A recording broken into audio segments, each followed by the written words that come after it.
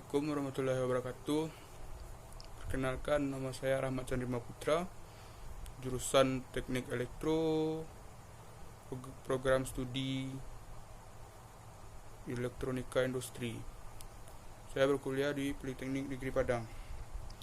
Baik, pada saat ini silakan saya untuk mempresentasikan mata kuliah kewarganegaraan dengan judul aplikasi nilai-nilai Pancasila pada kehidupan sehari-hari dalam menghadapi pandemik virus corona. Baiklah, saya akan memulai presentasi saat ini.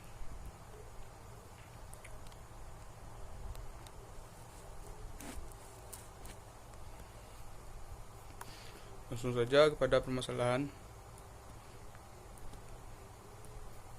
Latar belakang permasalahan.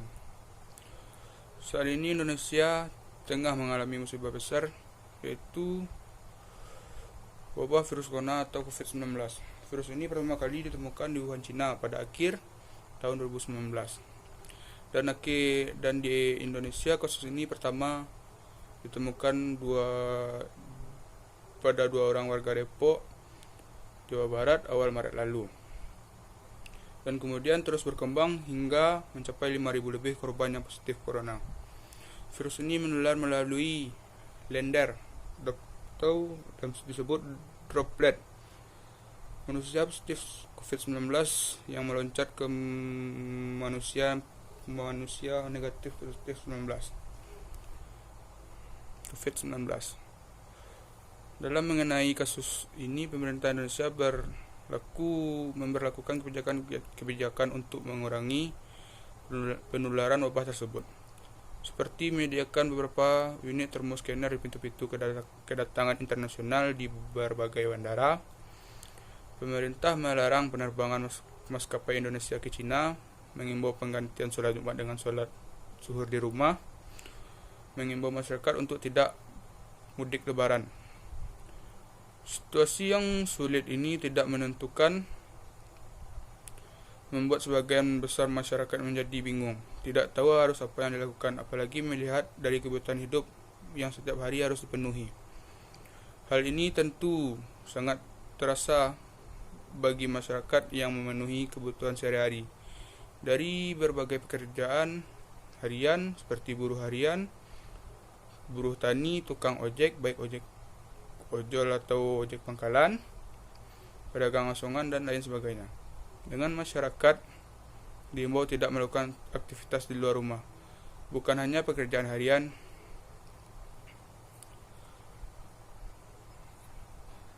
yang merasakan dampaknya, tapi lapisan masyarakat lain pun seperti pedagang makanan, berbagai jenis usaha dan merasakan dampaknya. Kalau kondisi ini tidak cepat teratasi, kondisi negara kita bukan hanya kena wabah COVID-19, tapi menjadi dampak yang lebih luas, menjadi wabah ekonomi, sosial, masyarakat, bahkan menjadi wabah keamanan. Orang yang kelaparan akan melakukan apa saja untuk memenuhi kebutuhan hidupnya. Bangsa dan negara kita bukan hanya sekarang menghadapi kondisi sulit dari pengalaman perjalanan bangsa dan bernegara. Kita mengalami beberapa situasi sulit bangsa bisa melewati dengan baik. Hal ini dapat terwujud dengan pengalaman nilai Pancasila. Langsung kepada rumusan masalah. Pengaplikasian nilai Pancasila untuk diri sendiri, pengaplikasian nilai Pancasila sebagai mahasiswa, pengaplikasian nilai-nilai Pancasila sebagai anggota keluarga, dan pengaplikasian nilai Pancasila sebagai anggota masyarakat. Tujuan pembahasan adalah mahasiswa diharapkan mengetahui pengaplikasian dari masing-masing nilai Pancasila dalam menghadapi pandemik COVID-19. Yang pertama adalah pengaplikasian Pancasila untuk diri sendiri.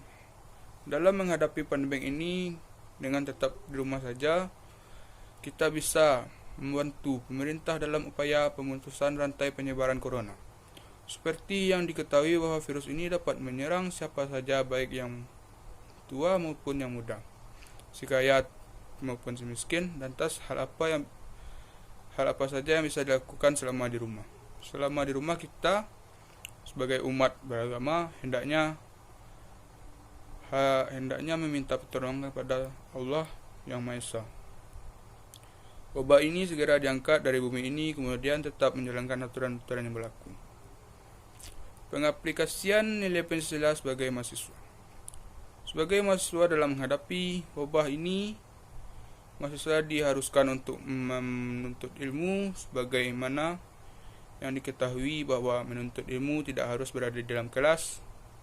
Dimanapun kita bisa menuntut ilmu, hal ini lah yang dihadapi mahasiswa, yang mengharuskan mereka untuk tetap melaksanakan perkuliahan secara online.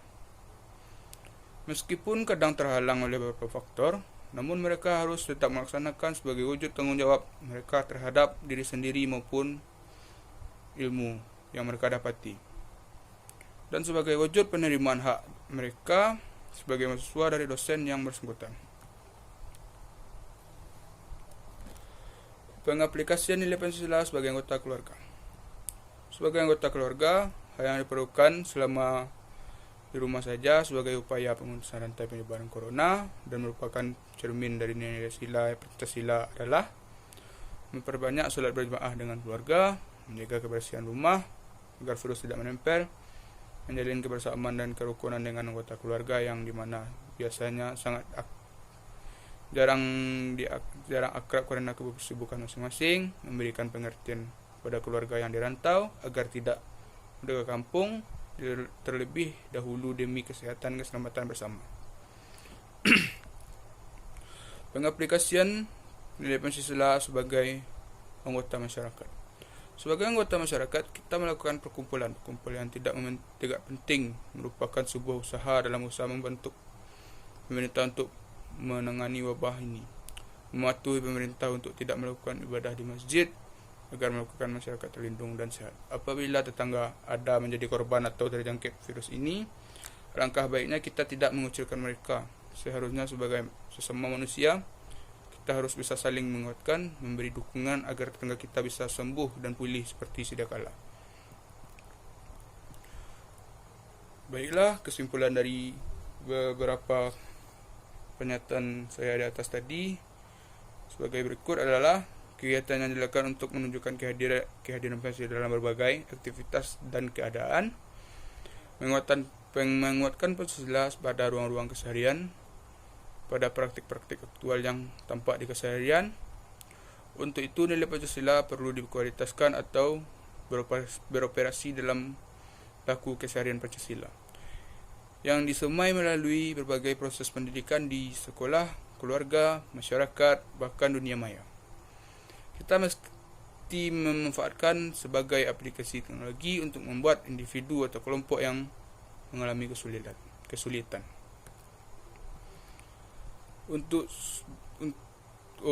Dan selanjutnya adalah saran dari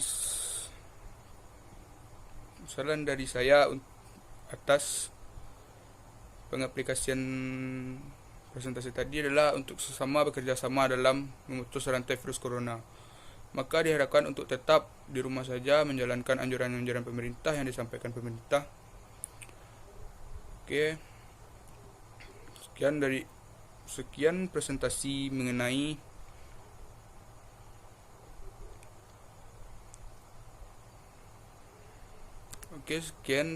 mengenai judul aplikasi nilai Pancasila pada kehidupan sehari-hari dalam menghadapi pandemi COVID-19. Dan selanjutnya saya akan mempresentasikan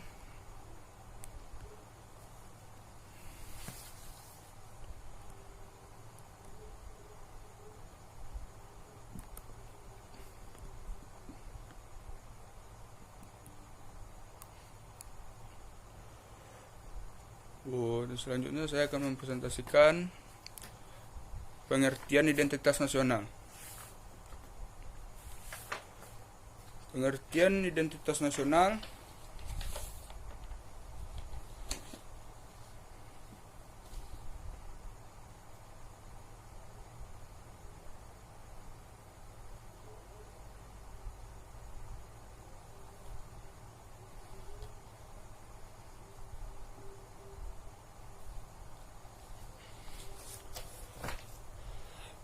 Oh, baiklah.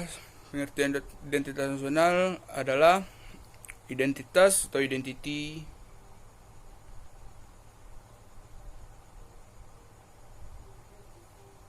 Baiklah, saya akan melanjutkan presentasi dengan materi bab 3, yaitu materi identitas nasional serta kasus bendera. Pengertian identitas nasional. Identitas nasional, ciri-ciri tanda atau jati diri yang melekat pada seseorang atau suatu yang membedakan dengan yang lain. Nasional, sifat kasus kelompok yang memiliki ciri-ciri kesamaan. Itu fisik. Fisik adalah budaya, agama, dan bahasa. Dan non-fisik adalah keinginan, cita-cita, dan tujuan. Identitas nasional adalah identitas suatu kelompok masyarakat yang memiliki ciri dan melahirkan tindakan secara kolektif yang diberi sebutan nasional. Indikator identitas nasional. Indikator identitas nasional yang pertama adalah pola pikir, perilaku yang nampak dalam kegiatan masyarakat. Adalah adat, istiadat, kelakuan, dan kebiasaan. Yang kedua, lambang-lambang yang menjadi ciri bangsa dan negara. Bendera negara adalah bendera, bahasa, dan lagu kebangsaan. Yang ketiga, alat perlengkapan yang digunakan untuk mencapai tujuan adalah bangunan, perilaku kemanusiaan, dan teknologi. Yang keempat, tujuan yang dicapai suatu bangsa adalah budaya unggul dan prestasi di bidang tertentu. Unsur-unsur pembentukan identitas nasional. Yang pertama adalah unsur sejarah.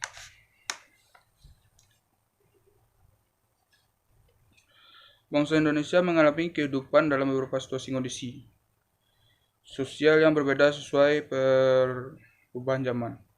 Bangsa Indonesia secara ekonomis dan politik pernah mencapai era kejayaannya di wilayah Asia Tenggara. Kejayaan dalam bidang ekonomi bangsa Indonesia di era pemerintahan Kerajaan Majapahit dan Sriwijaya, rakyat mengalami kehidupan yang ekonomi yang sejahtera, sedangkan bidang politik memiliki kekuasaan yang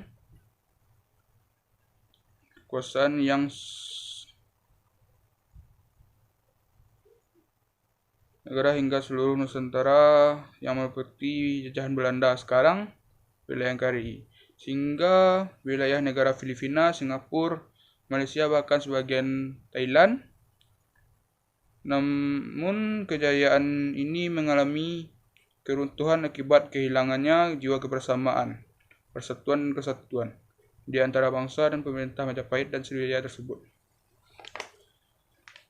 Yang kedua, unsur kebudayaan. Aspek kebudayaan menjadi unsur pembentuk identitas nasional adalah meliputi 3 unsur, yaitu akal budi, peradaban, dan pengetahuan. Yang pertama, akal budi adalah sikap perilaku yang dimiliki bangsa Indonesia dalam interaksi antara sesama maupun antara pemimpin dan staf, anak dengan orang tua, atau sebaliknya. Yang kedua, peradaban. Peradaban yang menjadi identitas nasional bangsa Indonesia adalah dapat dilihat dari beberapa aspek, meliputi aspek ideologi, politik, ekonomi. Yang ketiga, pengetahuan. Pengetahuan menjadi unsur pembentuk identitas nasional meliputi prestasi anak bangsa dalam bidang olahraga bulu tangkis dunia, karya anak bangsa dengan teknologi pesawat terbang. Yang ketiga, karya anak bangsa dalam bidang teknologi kapal laut, yaitu pembuatan kapal laut pinisi. Yang keempat, prestasi anak bangsa dalam menjuarai lomba olimpiade fisika dan sebagainya. Unsur yang ketiga adalah budaya unggul. Budaya unggul adalah semangat dan kultur kita untuk mencapai kemajuan dengan cara kita harus berbuat terbaik. Kalau orang lain bisa, mengapa kita tidak bisa? Dalam Undang-Undang 1945 menyatakan bahwa bangsa Indonesia berjuang mengembangkan dirinya sebagai bangsa yang merdeka, berdaulat, bersatu, maju, makmur, serta adil dan kesejahteraan. Unsur yang keempat adalah unsur suku bangsa. Identitas nasional dalam aspek suku bangsa adalah adanya suku bangsa yang majemuk, aneka ragam,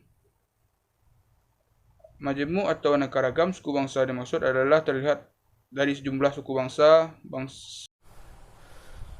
Yang keempat, suku bangsa adalah suku bangsa yang majemuk atau aneka ragam. Majemuk atau aneka ragam suku bangsa yang maksud terlihat dari sejumlah suku bangsa yang kurang lebih 300 suku. Data BPS tahun 2003, jumlah suku dari jumlah tersebut perkirakan separuhnya 50% adalah suku etnis Jawa. Yang kelima, agama.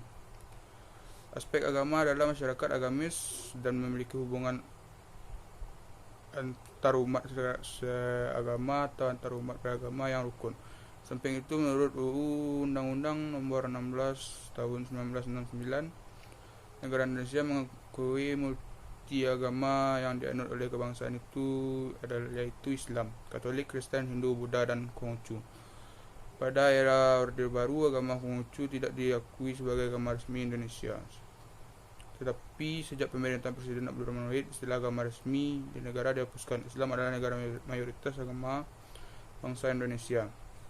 Dalam Islam dikenal juga istilah Islam santri, Islam yang memiliki pemahaman Islam yang kuat dan taat, dan Islam abangan, penganut Islam yang tidak memiliki pemahaman yang kuat tentang syariat Islam.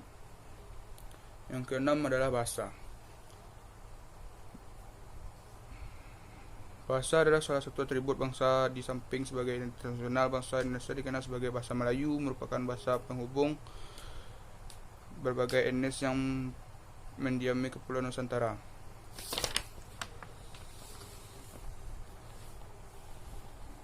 Baik, sekarang kita memasuki kasus bendera. Kejadian kontras yang terjadi pada bulan Agustus, kejadian pertama yang sangat memilukan yang terjadi di Bandung saat mahasiswa melakukan Happiness Art yang ditandai dengan pembakaran saka merah putih terkait dengan lingkaran air mata Susi Santi yang berhasil menjuari Olimpiade Barcelona yang diiringi dengan lagu Indonesia Raya. Indonesia Raya jatuh dari perjuangan bangsa saat sebelum memiliki keluarga negara Indonesia. Dia keturunan asal Tasikmalaya, begitu bangga telah mampu menaikkan merah putih ke puncak tertinggi. 12 tahun kemudian, setelah keberhasilan Susi Santi, beberapa hari setelah pembakaran bendera merah putih di Bandung, putra Pengalangan Taufik Hidayat juga mencucurkan air mata saat merah putih kembali berada di puncak tiang Olimpiade Athena. Siapa yang tak akan terharu melihat bendera kebangsaan berkibar setelah melalui perjuangan yang berat? Keharuan mereka melihat merah putih berkibar di puncak keberhasilan mungkin sama dengan keharuan para pejuang kemerdekaan yang merindukan merah putih berkibar di puncak kemerdekaan. Mereka telah sama-sama berjuang untuk mengangkat harkat dan martabat bangsa di mata dunia. Setelah itu benar-benar terasa kontras kejadian pembakaran bendera di Bandung dengan momen yang ditorehkan putra Bandung di Athena, Taufik Hidayat. Kejadian pertama sungguh terasa mengenaskan karena muncul sebuah gambaran tentang generasi yang tak bangga dan hormat lagi kepada bendera, bangsaan, dan negara. Serta itu di Athena kebanggaan sebagai bangsa Indonesia begitu membahana. Keduanya memang bisa membuat kita meneteskan air mata, tapi air mata berbeda. Yang pertama kita menangis pilu karena sedih melihat bendera dibakar anak bangsa sendiri.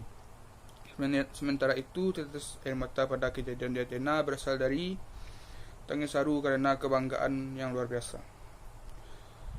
Ya, nilai-nilai kebangsaan akan kembali terangkat. Mungkin kita akan melupakan dulu sejenak korupsi yang menggerogoti bangsa secara material maupun moral.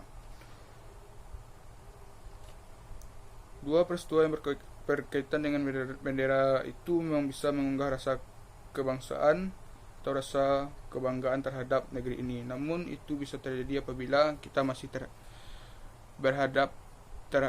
peka terhadap apa yang terjadi. Rasa kesal dan marah kita akan tersudut saat melihat bendera kita dibakar.